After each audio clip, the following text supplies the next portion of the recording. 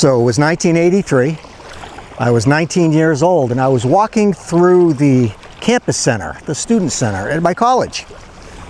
And I'm walking by a table with a tablecloth on it, and this young lady sitting behind it, and she says, "Hey, you want a free t-shirt?" I said, "Yeah, what do I have to do?" She said, "Just fill this out and I'll give you a free t-shirt." I said, "Great." So I'm filling it out. It's asking for my name and address and everything else. It says annual income. I stopped and I looked at her and I said, "I don't even have a job." She goes, "Don't worry about it. Just fill it out." So I did. I filled it out. I got the t-shirt. 3 weeks later, I have an American Express card in the mail at my home address. I'm like, wait a minute, what is this? That's how easy it was. I had absolutely no idea what I was doing. And believe it or not, I was a business major. And I'm supposed to know these things, right? That was, how many years ago? 1983, fast forward to 2025. Man, I'm telling you, the kids today, the Gen Zers, I feel bad for them. And the reason I feel bad for them is they don't stand a chance. They do not stand a chance unless you and I take the time to teach them about money.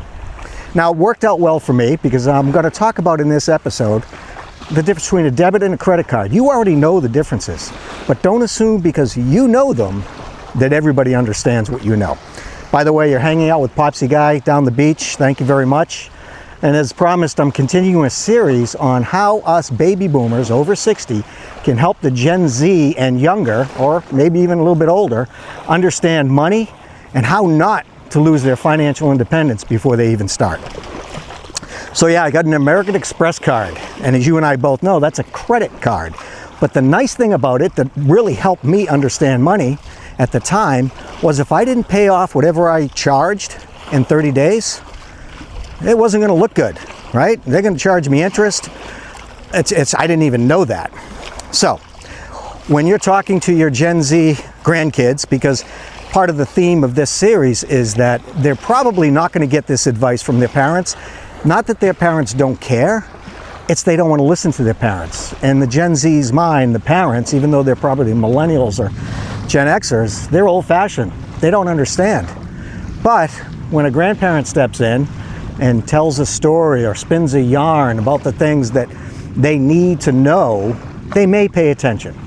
One caution that I would caution you with is don't say, "Back in my day, we didn't even have credit cards. Nope, we just went out and did our paper route." They cannot relate to that. What they can relate to is stories just like I told you. I was doing something that I had no idea what the consequences were. So, credit cards, debit cards. First of all, lean them towards debit cards if they're old enough to get one. And the reason is because they don't use cash and they don't write checks. It's the closest thing, as you well know, to them being accountable for the money that they have. It would be very difficult, if not impossible, no, it's possible, to overspend a debit card. Well, you can, as you well know, and that's where the bank makes their money. It's the overdraft fees. I think the most minimal overdraft fee I've ever seen is $35. Can you imagine that? They go to Starbucks, they tap their card, it's a debit card, they only have $9.20 in the account, it's a $12 mochaccino frappe thingy, and all of a sudden it gets paid for and they think they have money until they realize that the bank just paid that and they owe the bank that money plus $35. Right? Those little stinking fees is how the banks make money. And you and I both know this. So that's why debit cards, when they're first learning about money, is the closest thing that they'll ever get to a checking account, right? Nobody writes checks in their age group. If you ask them how to write a check, 99% of people in that age group, the Gen Zs, will have absolutely no idea, and they'll laugh. And they'll say, "I don't need that. I've got this piece of plastic, and all I have to do is tap it on that machine, and it pays for everything." Don't get frustrated. Don't go, "Well, that's not the way it was when I was younger," because it is not the way it was when you were younger, and we need to adapt. We need to talk their language.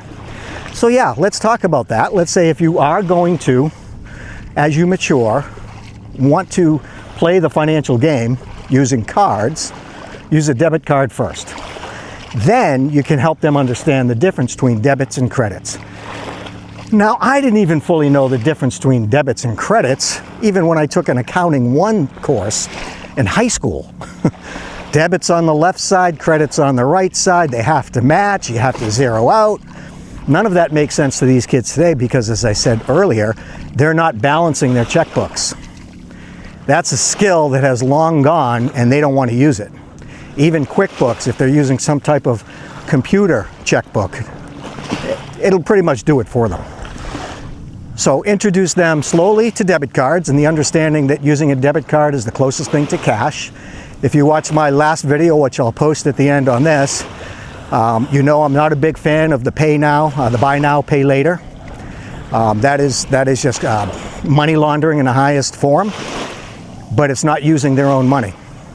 So if they are going to use somebody else's money, and I use the terminology OPM, if you remember, other people's money, and they're going to apply for a credit card, that's when the bank gives them the money to make those purchases. They have to know that, right? I know you know this, don't turn me off, but they have to know that it's not their money, it's the bank's money that they're using to make this purchase. And the bank is going to charge them an exorbitant interest rate. It's going to be in the mid-20s.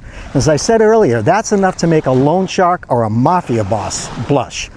So get them to understand that if they are going to use some type of credit card where some other company, whether it's a bank or credit union, is going to end up paying the bill for that purchase, that they need to treat it like a cash purchase.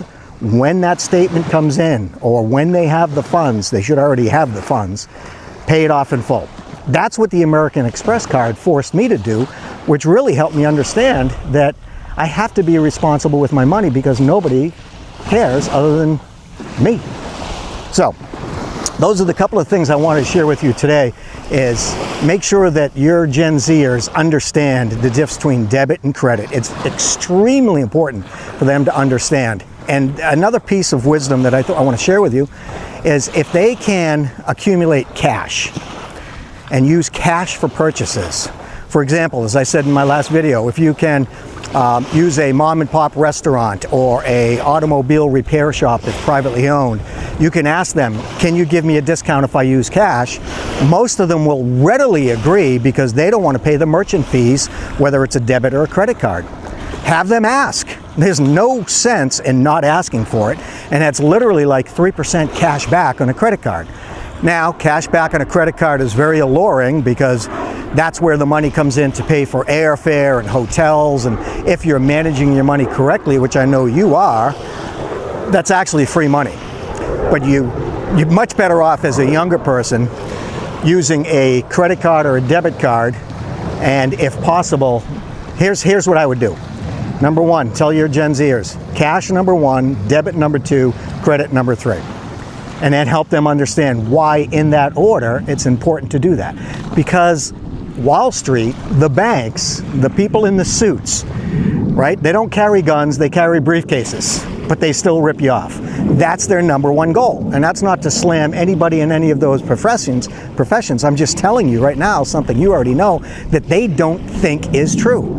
People are out there to steal their money without a gun, right? Through high interest rates, through fees, through memberships, you name it. So I'm going to end this up with just sharing with you that if you have a story like the one I just shared about being 19 years old, 1983, signing up for a credit card that I had no idea what I was doing, give them a little heads up, right? I'm not blaming anybody that didn't teach me how to do that.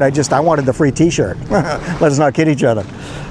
But the prizes or the enticements are going to be so much greater for the Gen Zers to apply for documents that they have no idea, or loans that they have no idea they're applying for. I used Klarna as an example. It's a Swedish-owned company that is just preying on the Gen Z generation right now, getting them to buy things that they cannot afford, but breaking it up into 4 easy payments. And if any of those payments are missed, that's when the interest rate jumps in at the mid-20s, and all of a sudden they're in that downward spiral. Lastly, and I'm going to do this probably in the next session, and it may or may not float with you, but how the economy works. Not talking about anything complicated, but just how money works in the system. And so how they can take advantage of that. Just the knowledge, even if they have no money right now, even if they're working and they're not able to put a lot of money aside, encourage them to put a few dollars a week or a few dollars a month aside in a savings account, because then they'll be able to see it grow. And once that little itty bitty portion of growth shows up on their, when they log into their account on their phone, it's a feeling of accomplishment. Don't get them to focus on interest rate. That's what Wall Street wants you to do. They're going to say, don't put your money in a savings or a CD, put it in the market. Why would you waste your money? Well, they don't understand that that is a lie from Wall Street. Have them start small, put it in a bank account that's either a credit union or a good, healthy bank. Make it a savings account and make it something that they can see. And then celebrate those little successes. And hey, yeah, if you're a grandparent like my wife and I, and you really want to help them out, you know, maybe you'll even offer them a little incentive. Say for every $100 that you're able to save, I'll throw in 10 bucks. That's a 10% return on your money. You didn't have to take any risk. The only risk is you've got to continue to put the money in. So that might be a solution to help your younger generation people understand how money works and how not to lose it before they even get it. So thanks again for hanging out with Popsy Guy. If you like this content, feel free to just drop me a comment. Subscribe, that'd be awesome too. But either way, I'm going to continue this until you tell me no mas, no mas, because I'm feeling called that we need to be able to, as a group, take some time to teach these youngins the way of the world. So until next time, thanks again. Bye-bye.